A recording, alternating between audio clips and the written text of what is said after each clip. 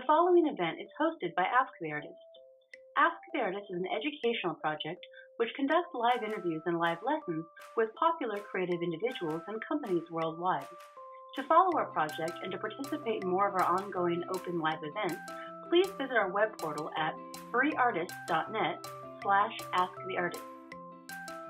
You can also support the Ask the Artist project and be rewarded for doing so with special perks or privileges via our Patreon page. Just search for Ask the Artist on patreon.com.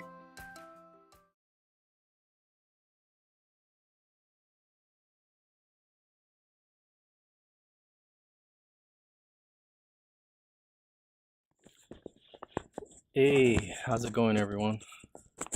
Sorry for the delay. It was little technical difficulties. Yeah, thanks for being on Ustream and checking me out.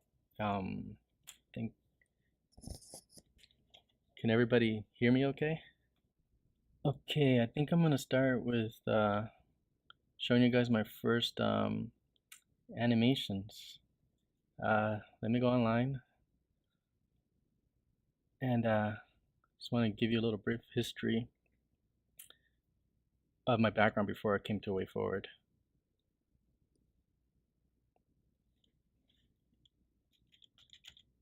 So I went to Cal Arts around 2000. I graduated 2005, and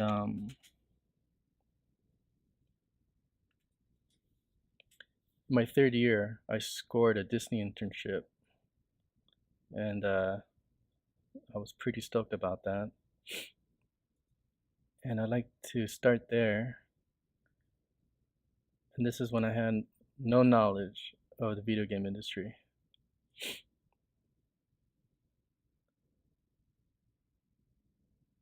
This is a Mickey Mouse test I did.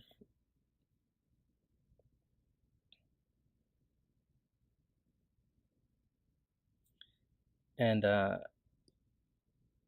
had no clue about the gaming industry. And while I was at Disney's, I was able to see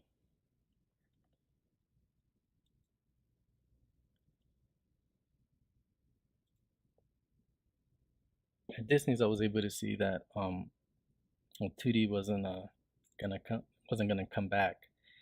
So right after my internship, I finished at Cal Arts, and then I found a job at Way Forward Studios, and one of my first assignments was working on Batman Brave and the Bold.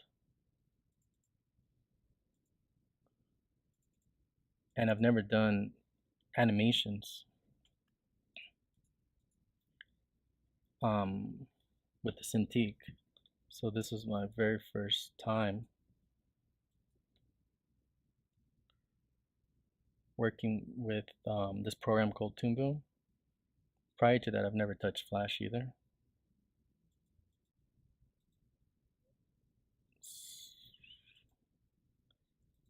So this is one of my first assignments. It was to animate the Blue Beetle for Batman Brave and the Bold. And I didn't have any knowledge of gaming animation. All the knowledge I had was for feature animation.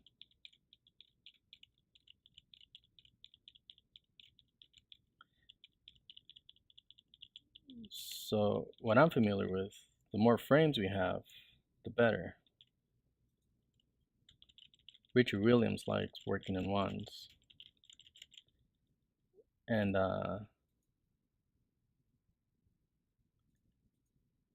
but what I didn't understand was when my director would come to take a look at this, well, my art director, he would start taking out frames. I didn't understand why he was doing that. I thought the more frames the better so it can be smooth, but I guess what happened was when you press a button so the character can attack, there shouldn't be any delay. So right around here,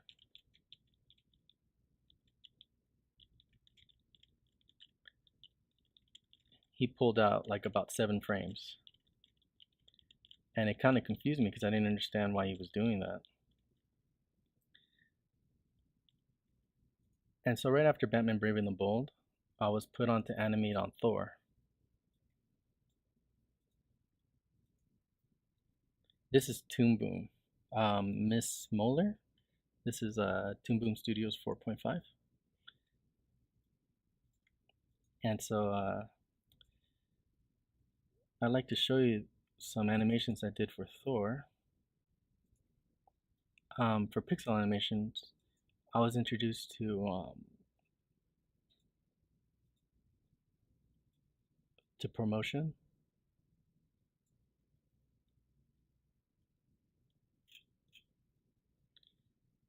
And this was my very first test. My supervising animator asked me to have Thor throw his hammer across, and so I did a pose test, which are the drawings on top. And when I showed him my animations, he was just like, "Whoa, whoa, whoa! There's just way too many frames." And I was like, "Oh, is that like a bad thing?" And he's like, well, he didn't know exactly how to explain it, so he just started deleting frames. And I was kind of like, wow, you're actually deleting frames. I thought the smoother the better. And so when he deleted the frames, I'll show you what that looked like.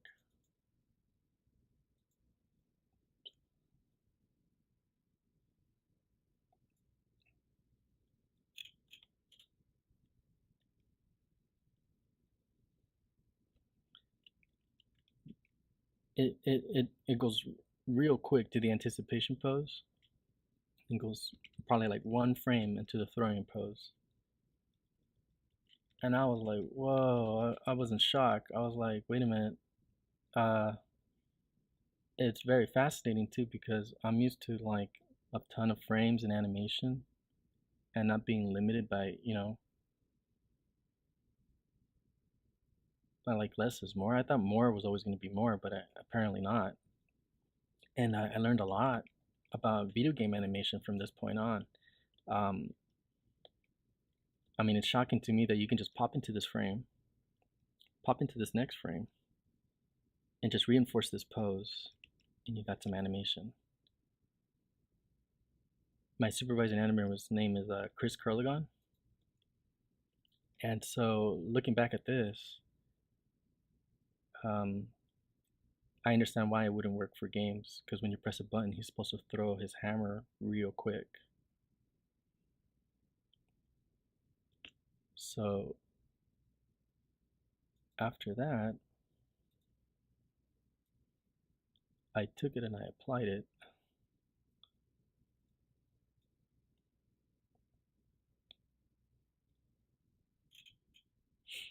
And these are the results.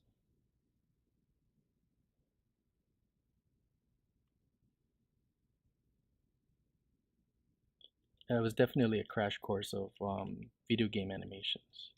WayForward is known for their pixels, and this is the very first time I've ever touched it.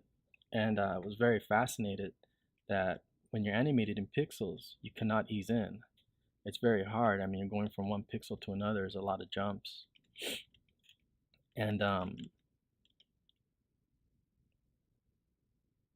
I was definitely mesmerized by the fact that we're not even doing sketching, that we're animated in color. And what I liked about animated in color is that you get a sense of weight.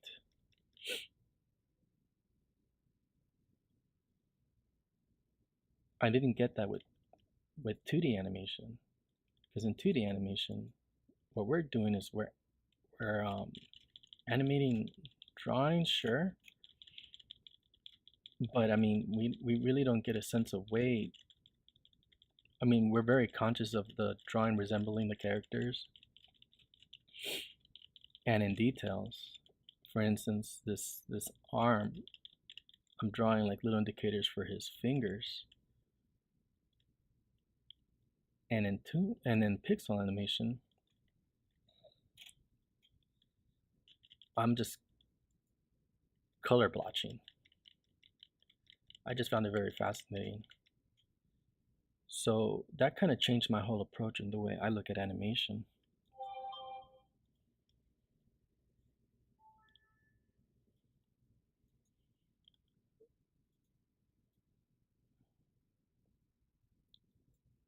So I did this final animation to help me solidify my understanding.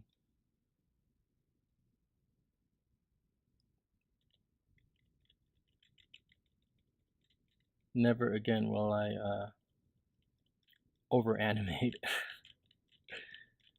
And having Thor hit my old Thor animations is just a nice reminder. And when young animators come and they like to know about pixel animation, uh, I play this.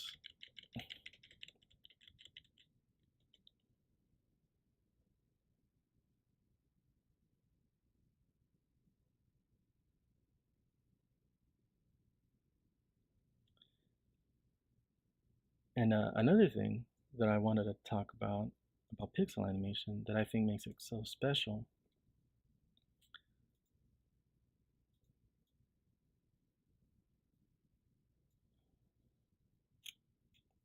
I did this walk of Odin. This was one of my probably like 5th assignments, and I didn't know how to animate his cape. I was really confused how to even approach it. And so I asked my supervising animator, Chris Carligon, how would he do it? And what he did blew me away. All he did was grab a brush,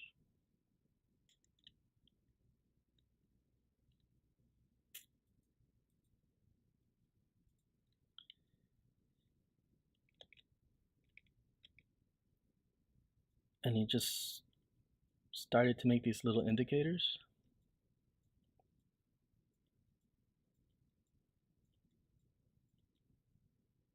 And then he pressed play, and I was like, holy smokes, look at this guy go. All he did was put an indicator there, and like my imagination was going wild. I mean, normally in 2D animation, we'd animate the whole cape, and I just couldn't believe that the red is already giving me a sense of what kind of cape it should be. And I just couldn't believe like my imagination is filling majority of these gaps. So I'll probably I'll finish this up a little bit more.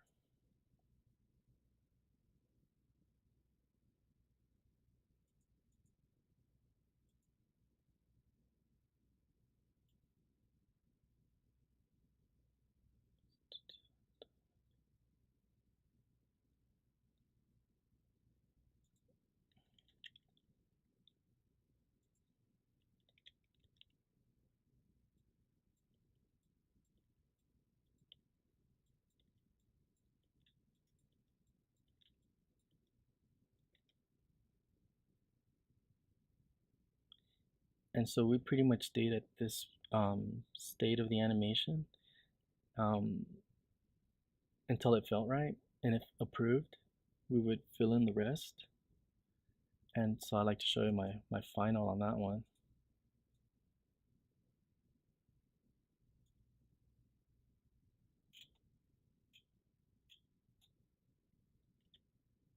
And it's this one right over here.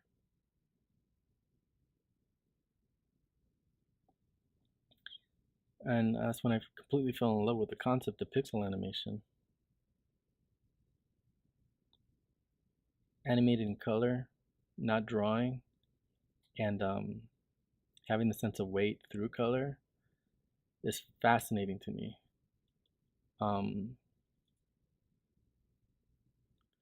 When I did this animation of Mickey Mouse, my mentor Dale Bear, he told me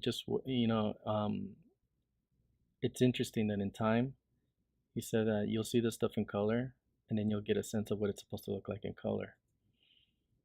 And so I mean, I guess that implies that I'm always have to be looking at my pencil tests, and when I see it in featured films or whatnot, I'll see what it looks like in color.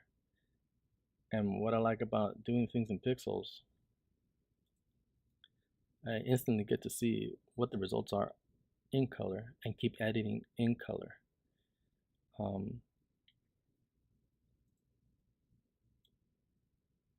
I'd like to show you a couple of more things. I did this for Hotel Transylvania.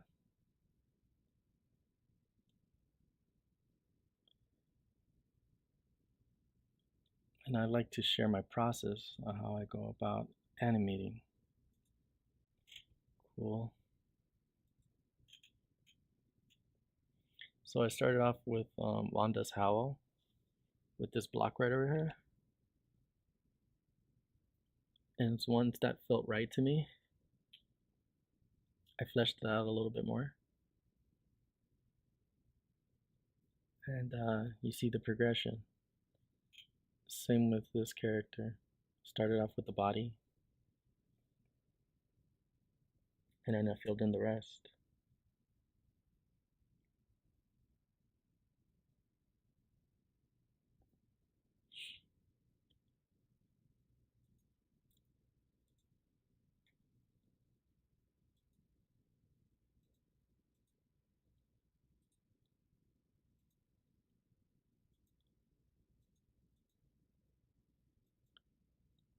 Okay, so I'd like to show you a couple of more things I did in Pixels.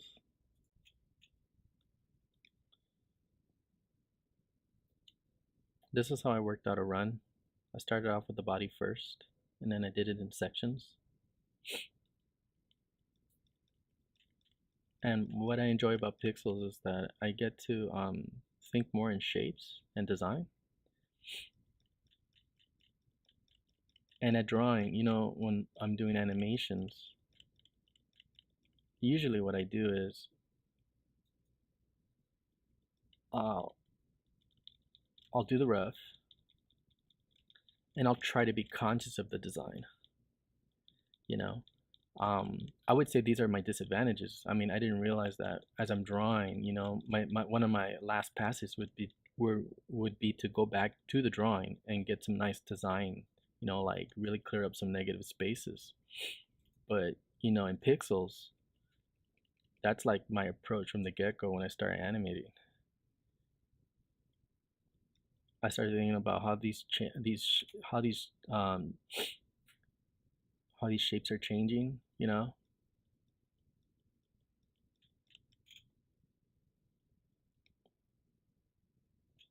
And I felt like more like a designer animator at this point.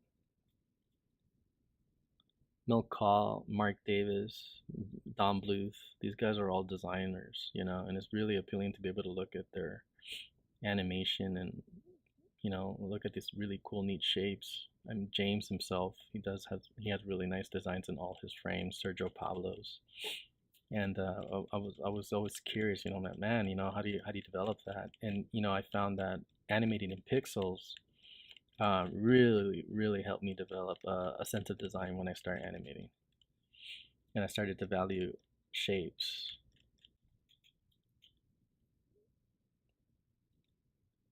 Same thing here. I started off with the body, and then I just started straight aheading. I straight ahead the whole thing.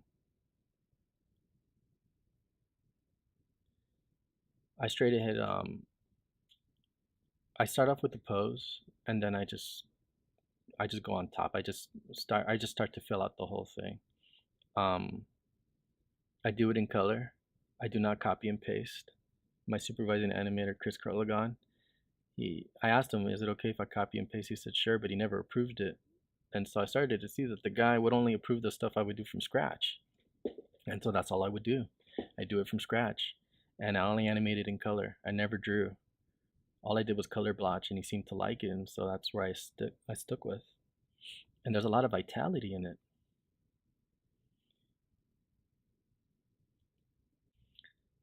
So I like to share more, if y'all don't mind. I thought I'd do something really cartoony.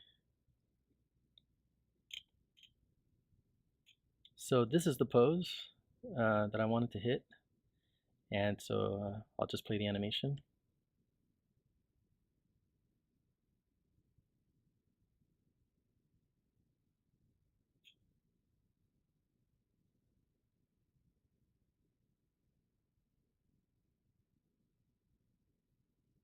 And this is one of my favorite pieces of animation because you know, I've noticed that, you know, Pixels is kind of stiff, and I've seen a lot of copy and paste.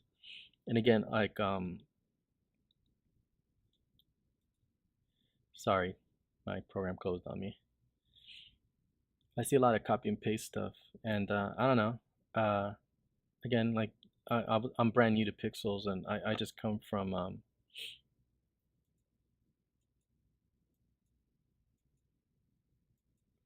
I come from a very cartoony background, and decided to try to do something a little bit more looser.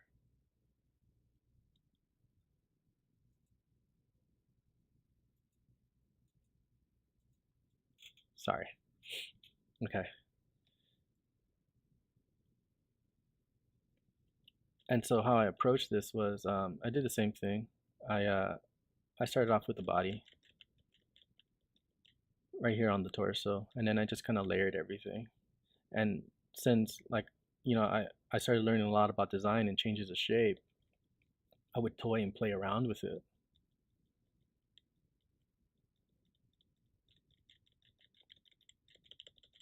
And then after this, he was supposed to get up and shake it off and then run off screen.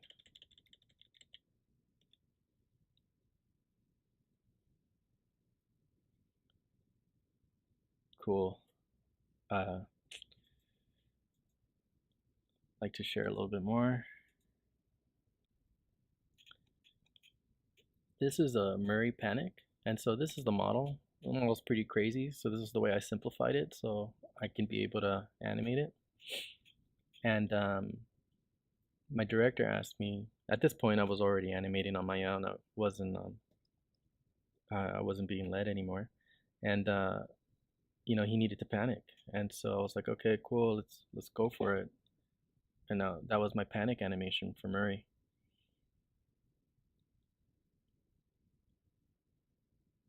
And I like the results I was getting. I mean, this is only 9 frames, and color blotching and straight aheading, and and using these poses as guides. It's not too far away from what I do in 2D animation. I don't use onion skin. I straight ahead everything. I've been doing pixel animations at this point probably for only like 6 months. Corral Summer. Um, I think 6 months or 3 months was it? I think it was probably 3 months. I have a very small career in pixel animations. I'm actually really bummed out that I didn't get to do enough of it. I'm actually really, really, really hurt. I mean, these Hotel Transylvania animations are the only ones I did. Those Thor animations are the only ones I did. And I mean, I helped out. I did a couple of animations for Adventure Time, and this was my last assignment for Thor. So at this point, I just took it all the way. I wasn't doing like just black lining. I would I would go a little further. And what I thought was very fascinating about keeping these guys alive, especially these idols, is how this pose doesn't really change. And like shifting these pixels is what keeping this guy alive.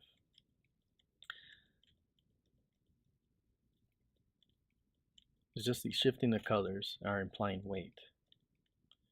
This is what we don't do in 2D animation. 2D animation, we do pencil rough, and once it's tied down, it goes off to be colored in its final, and we can reiterate.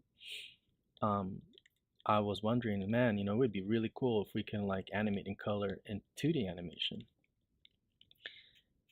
And it would be great, I mean, to animate shadows and light. I mean, that would be very fascinating. I mean, in pixels, we get to animate flesh, muscle. I mean, it's freaking mind-blowing.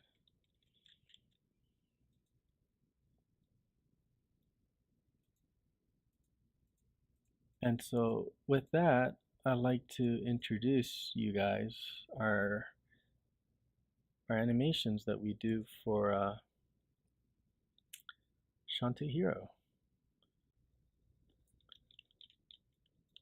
This is some Spider-Man animation I roughed out. and a very talented cleanup artist cleaned this up for me. His name is Cristobal. He's a cool dude, and the reason why I'm sharing this is because like from this frame and this frame, it would have been nice to have a couple of more frames and, probably like have them idle with shadows.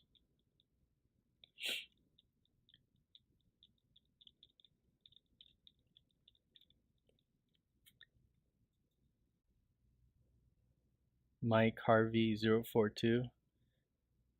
Yeah, I'll give you some tips right now. I'll show you what I got. Okay, hold on. It's not what I wanted to show.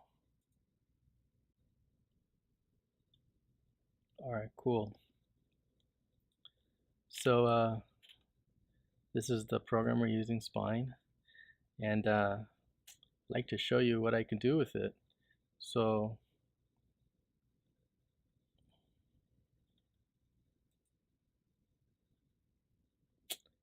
that's not what I wanted to show either. Sorry. Bear with me. I think this has to be the one.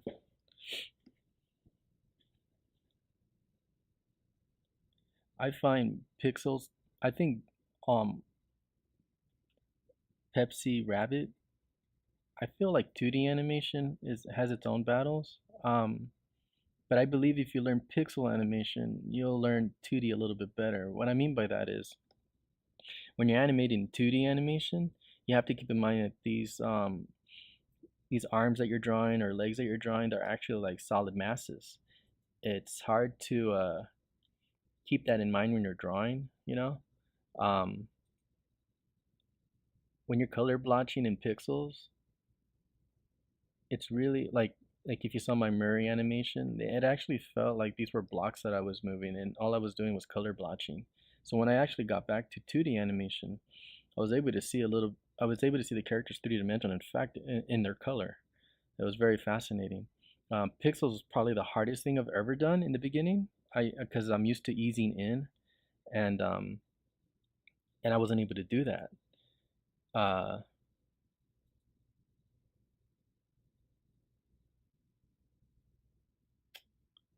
hmm,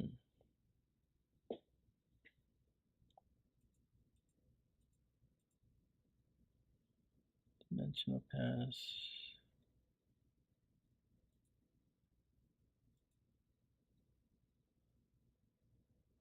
Bear with me just a tiny bit.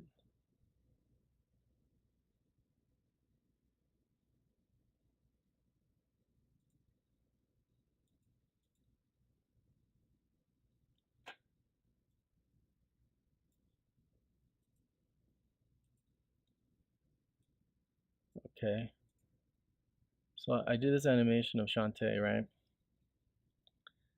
And this is what I find very fascinating. So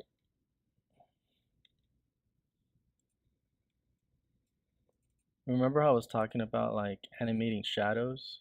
That we could only do that in pixels and we don't do it in 2D animation? Well, when we were doing Shantae in 2D, hand drawing, I mean, we didn't get the luxury of animating her shadows or any of that to imply more weight. But then I made a controller right over here so we can move her shadow lines. Just 1 second. There we go. So now we're able to move her shadows.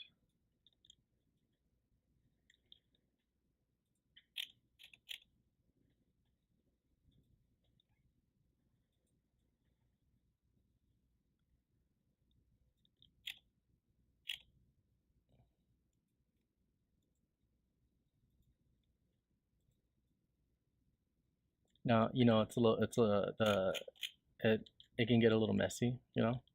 Um, but after some nice cleanup or whatnot, this is a dimensional pass. This is what I do to turn the character.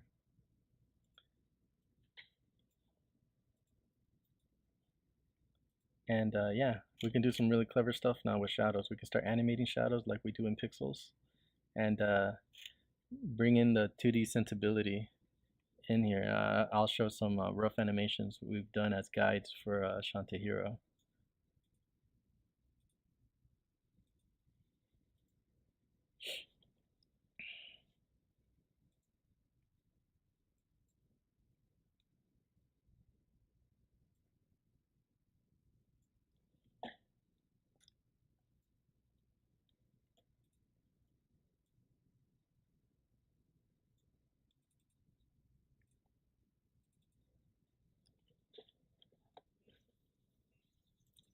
Whoa, that was like weird matrix, weird stuff. Hold on.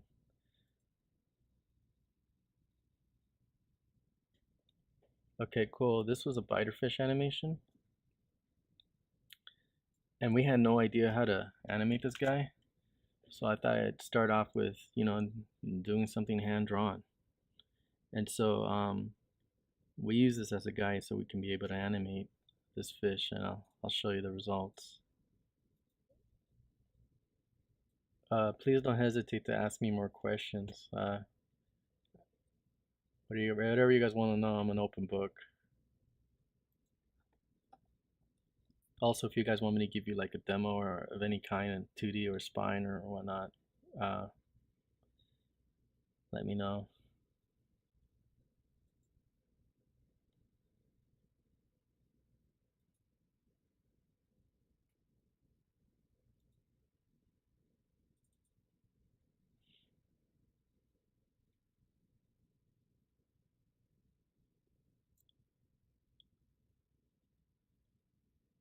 Yeah, this will be a video, Mike Harvey 042. It's recording, so all right. So my biterfish isn't showing up. Bear with me just a second. Okay, I hope this will do it.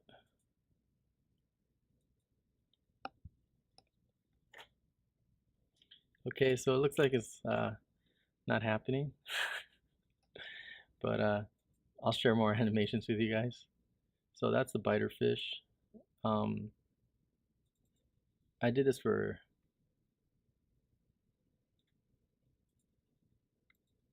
crab.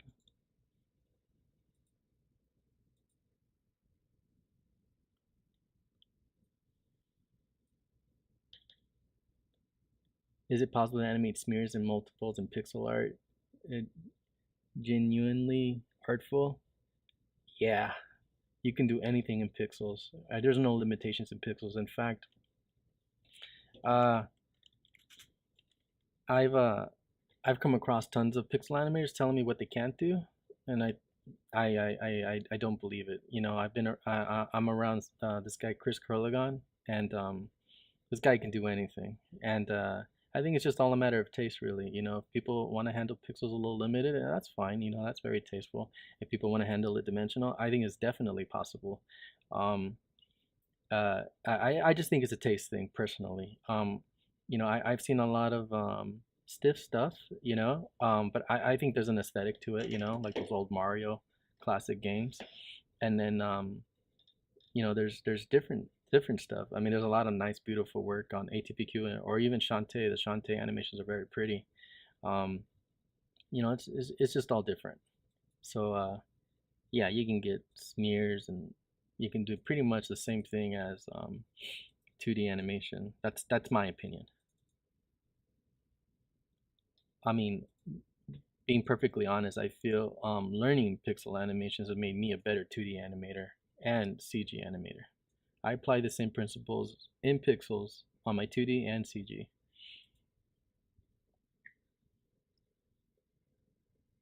So this is a crab walking in pixels, right? And this was our reference, and I did this animation based off the model. And then after that, we uh, we applied it to our spine animation. So our foundation will always be in 2D. We're always drawing in 2D. We're always trying to solve problems in 2D. Here's one of the most interesting problems we've solved.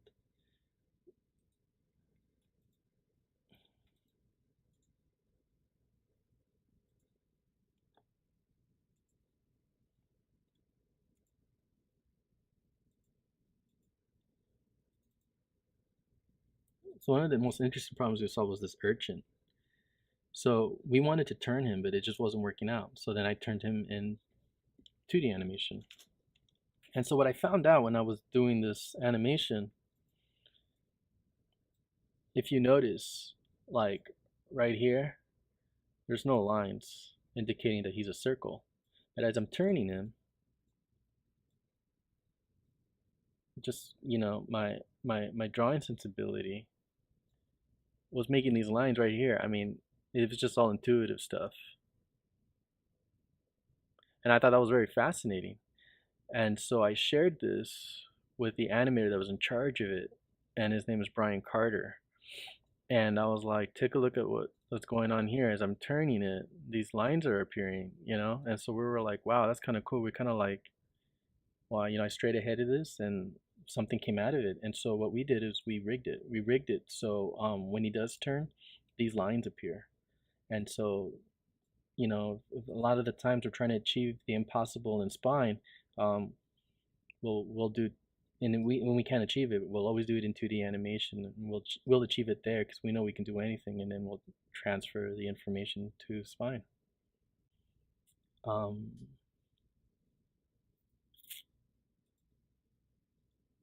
like to share some personal things that I've done.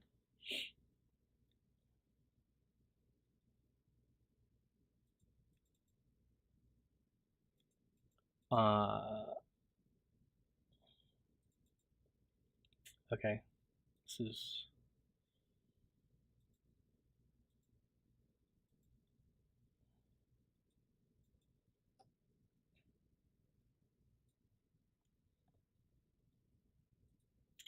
so I was working on this little chicken project. I was animating these roosters. It was kind of cool.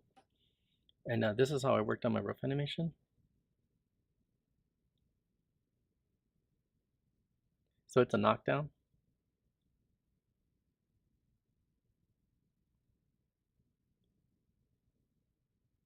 Okay. And so I'll show you how I progressed that. I didn't like it, so I changed it. And this is what I came up with here. And I thought that was kind of cool. What I like about this, again, is I'm using what Chris taught me on like the Odin example, as I said about the cape. I just used a big brush, animated his body, and my imagination was going crazy. I was able to see his legs, I was able to see his head, even though I haven't done it yet. These frames here, these are the poses I was shooting for, right on top here.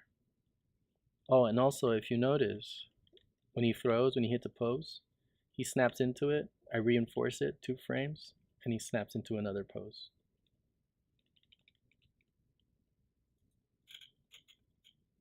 So here's me fleshing it out a little bit more.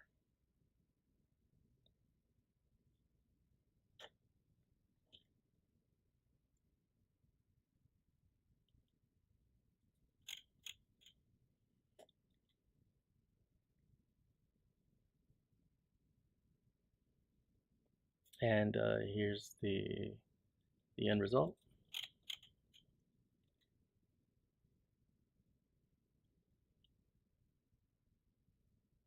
And my favorite part about this is all this stuff that's happening here in the shadow to imply that, his weight's hitting the ground. How to keep things alive by shifting pixels. I'm going to be forever grateful for WayForward for teaching me how to, animating pixels, understand the sensibility of weight through pixels and shifting of color and shadow. And it's not something I've been taught at CalArts. CalArts was it was heavy drawing and 2D animation, yes, but I wish we would have done a little bit more experimental stuff like pixel animation or animated in color. Corny Cole, he had passed away, but my old teacher would always encourage us to try different mediums. And, we really didn't listen because we wanted to be hardcore 2D animators, but, the guy was right. We should have definitely had ventured off and done different things because I believe cross-disciplining like different types of learning systems will definitely help you. And we've created an aesthetic with Shantae Hero using spine and infusing, the things that I learned in pixels. And yeah, so it's definitely fascinating stuff.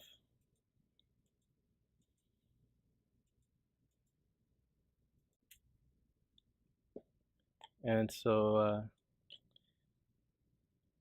I thought I'd just throw in something really cool from DuckTales.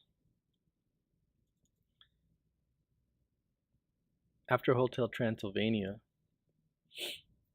um, and animating, doing all that limited animation. Well, I wouldn't say limited animation, but getting to the point. I would say in pixel animation, we don't over in between, and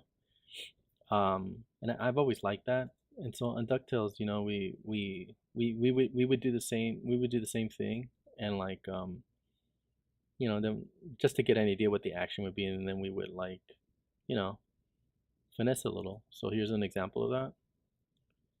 So if you take a look at Magica right over here, and I'll loop it.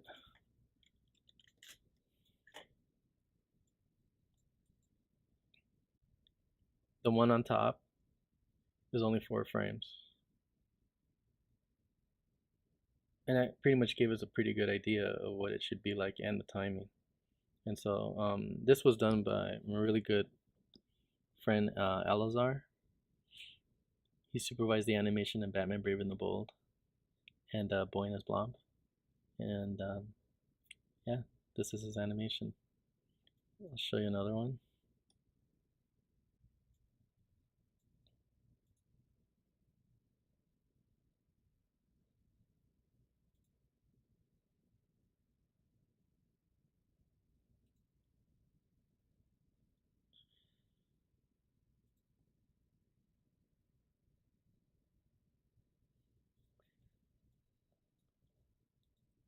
So I always say that concludes my little presentation. If anybody here has any questions, I would love to answer them and make any demos if you'd like, so you can better understand a concept I might have explained and or maybe it wasn't clear. Uh,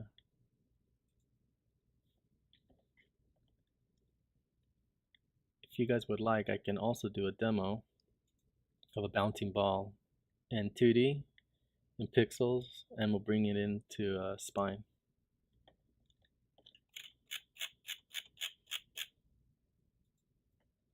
And as I'm making this demo, please ask questions. I'll answer whatever you guys like.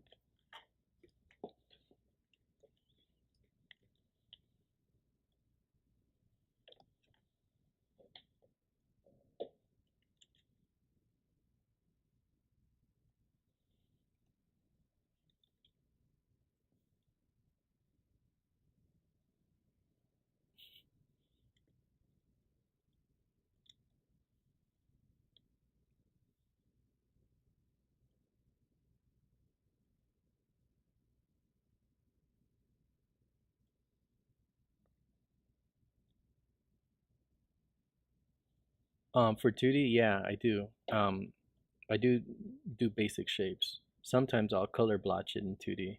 Here's an example. So if I'm doing this bouncing ball,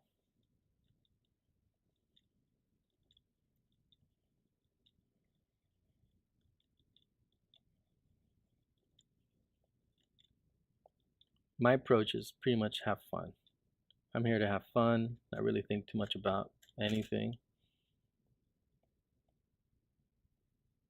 And then what I do now is fix it. I don't like to burden myself with too much rules and, like for an example,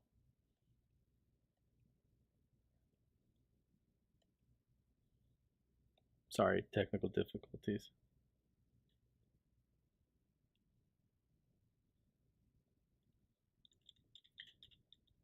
Also, I don't believe in betweening. I believe every drawing is a key. My mentor Dale Barrett told me every drawing's a key, and I was like, whoa, really? He's like, yes. You got guides, which are your storytelling drawings. for the point of your shot. So the point of the shot would be this, squash, and I guess it goes back up. So if you have an idea where you're gonna go, just go ahead and straight ahead into it. Richard Williams talks about, there should be a contact. Sure, there should be a contact, but you also get different results when it doesn't contact. Ali also said,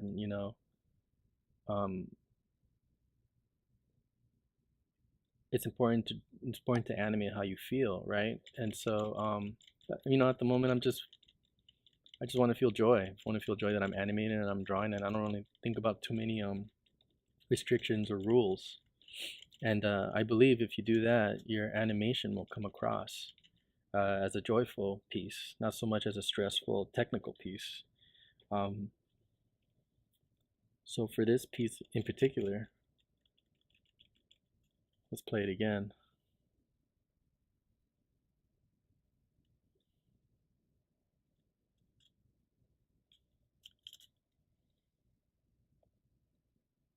So I know that the timing's even, the spacing's even, and there's no hanging time. So what I'll do is I'll actually redo it again, but be a little bit more conscious of what I want. Mike Wing, my first year teacher at CalArts, would always say, animation is pretty much acting. So look at whenever you do animation as like take one, take two, like actors do several takes until the actual shot gets approved. I thought that was very fascinating.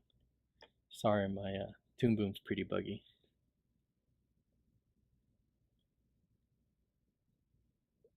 Okay, cool. So I'll do another one.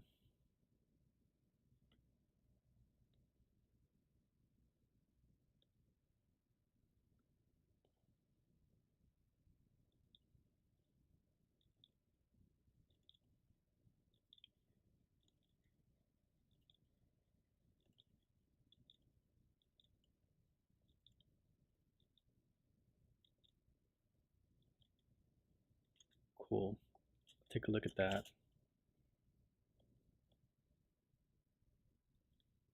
I'm going to see my timing. I like to animate in twos. You know it, Eddie. Eddie Moreno's in the house. He used to be one of my animators on DuckTales.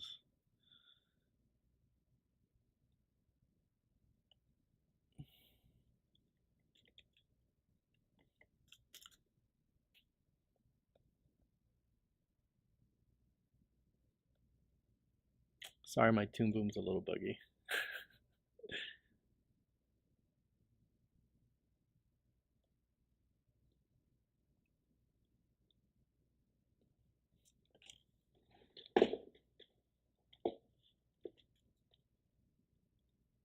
It's cool. I'll do the next one in pixels.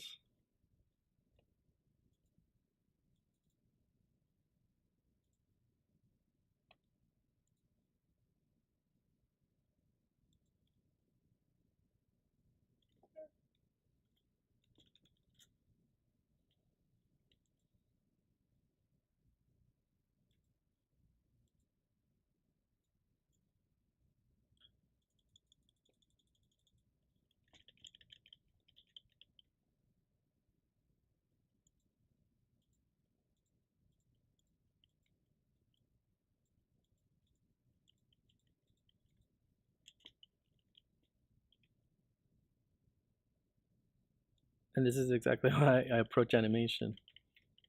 And where I think is messed up, I fix it.